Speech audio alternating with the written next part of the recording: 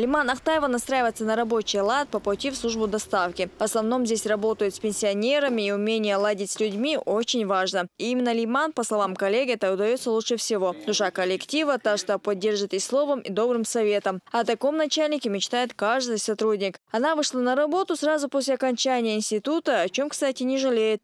Все время она нам твердит, вот, не дай бог, чтобы пенсионер вам что-то сказал. Вы будете обходить даже добрее своих родителей, скажем, пенсионер. Мы еще черпаем мудрости от своего начальника. Без нее мы как-то, у нас дела были бы плохи. Молва о таких людях разносится быстро. Сегодня Лиман Ахтаева и еще 10 таким же трудолюбивым женщинам вручили почетный знак за трудовое отличие за подписью главы Чеченской Республики. Каждая из них несла вклад в развитие той или иной отрасли региона и по праву достойна такого внимания. Мне очень приятно, что наш труд заметили, оценили и наградили нас. Правда, работали мы не для этого, не с этой целью. Работали, потому что надо. Иначе мы не умеем.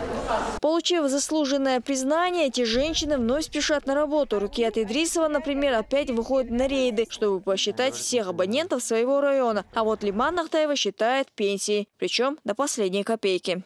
Выплачиваем и здесь, и на дом возим, лишь бы пенсионер получил свою пенсию.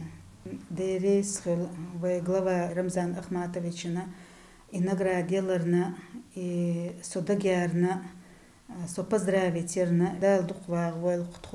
Эти женщины не смыслят себя без работы. Ведь это пусть и не смысл их жизни, то неотъемлемая ее часть. Они научились находить вот такой баланс между работой и семьей. Хотя работа, по признанию многих, это и есть их вторая семья. Санета Тутаева, Алевтина Бадандыкова, Халид Муфсаев. Новости.